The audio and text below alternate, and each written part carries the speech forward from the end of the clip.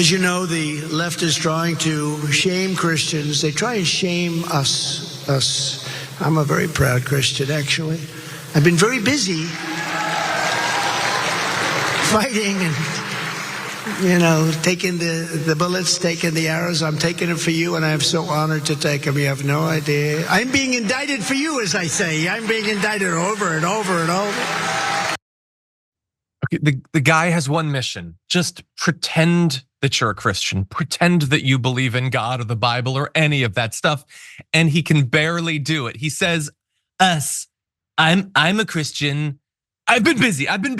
It's like he gets so nervous that he knows he should be criticized for lying. He thinks immediately, I haven't been to church in forever. In fact, Christians who desperately want to believe that I'm religious have to turn to AI, I'll remind you, to pretend that Donald Trump prays, if you want to bring up this image, that has 6 fingers because it isn't a photo of him praying, because you don't have photos of him actually praying, because he's not a Christian.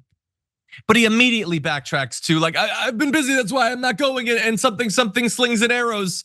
I'm taking those for you.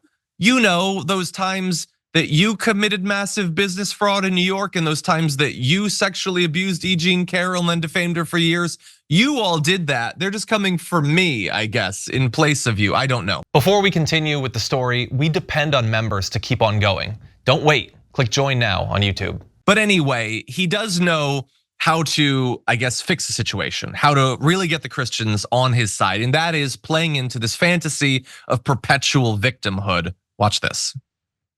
Let's call these brave Americans what they really are, persecuted Christians. They're being persecuted. And let's call their imprisonment. They are being imprisoned by Joe Biden and his people, evil people. He's surrounded by very evil people. The moment I win the election, I will appoint a special task force to rapidly review the cases of every political prisoner who has been unjustly victimized by the Biden regime. Never again will the federal government be used to target religious believers. They are targeting religious believers. Now, maybe I have brain rot, but which president was in charge when the federal government literally banned a religion from coming into America? I think it was Hoover. Maybe it was Coolidge, I'm not sure. But anyway, he's bad at this. You can see there, he's stumbling and bumbling over his words and everything. And in this case, I don't even know that that's necessarily brain rot. He's not a Christian. He doesn't believe any of this stuff, and he has no respect for people who do. So it's hard for him to sell it. But we produced a little mashup of him trying to give them some red meat. We're gonna play that for you, and then Brett, I want your evaluation of it. Take a look at this. Stand is that in the end, we do not answer to bureaucrats in Washington. We answer to God in heaven. We do. We answer to God in heaven. So today I come before you as a friend and an ally and a fellow believer to ask for your help and your support and your prayers for this country. We need your prayers, most importantly. I supported school prayer, very important, school prayer, which we unfortunately had to force into some schools. It should be very easy. You would think it would be very easy, but it wasn't, but we did it. I will protect the content that is pro-God. We're going to protect pro-God context and content. To that end, at the request of the NRB, I will do my part to protect AM radio in our cars. We like to listen to AM radio. You're going to believe in God because God is here and God is watching. God is watching. And God probably can't believe what he's seeing.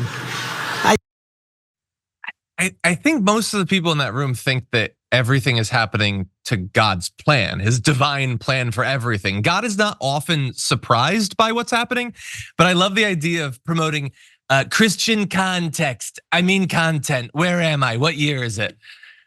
I'm critical, Brett, because I think an atheist knows an atheist when they see one, and that dude's a definite atheist. But what do you think about that? Would they buy it? Should they buy it? Everybody has their favorite people, you know what I mean? Like people that you like. And there's always that moment where your favorite person just lets you down. And you have that decision to make where it's like, oh my God, do I love them through it, or do I realize that I've been had by someone that I used to look up to, but I essentially met my hero and they melted all my hope in them? And this has got to be that, man. Because there's two options if you want to think it through. One is that they're utterly delusional, the Christian people who have Trump to support them, or they're strictly utilitarian, which is not very religious. But essentially, if they say, I've given up on like government to save me, or for me to really love thoroughly my leaders, and at least they're thinking Trump overturned Roe versus Wade, which he absolutely did, and that's enough for them. So maybe they're thinking maybe they're just thinking, yeah, that's him. He's like this. I understand. I'm not hoping for too much. I hope he gets back to some of the other red meat that I do like, and not this disingenuous Jesus stuff. Well, then I wonder in that case, and I think a lot of them have made that calculation, whether they know that they have or not. But I wonder then if they're seeing him being like, you call yourselves Christians, I'm that thing. I wonder if many of them are like, whatever, just give us another Supreme Court justice, you lioness. I wonder if that's what's going on. But yeah, no, I mean that really happened. This is what he wants you to think it is. It's so weird. This is what so weird to think that this is who he is, that he cares about any of this. He sits on a toilet made of gold, people. I'm pretty sure the Bible explicitly talks about that, and not in a positive fashion. Please don't have that on the side of my screen. But like, what do you think they really think that he is godlike, like godly, or whatever the adjective they use? Like he's a godly man. Do you think they believe it, John? They think, look, it's all like Biden is obviously Christian, but he's a bad guy, so he doesn't get to be. It's like, it's the true Scotsman thing. That's all it is. You're not good because you have demonstrated you're a Christian. You're good, in my view, for other stuff. So, you can be Christian as a tree. I think that's what's going on.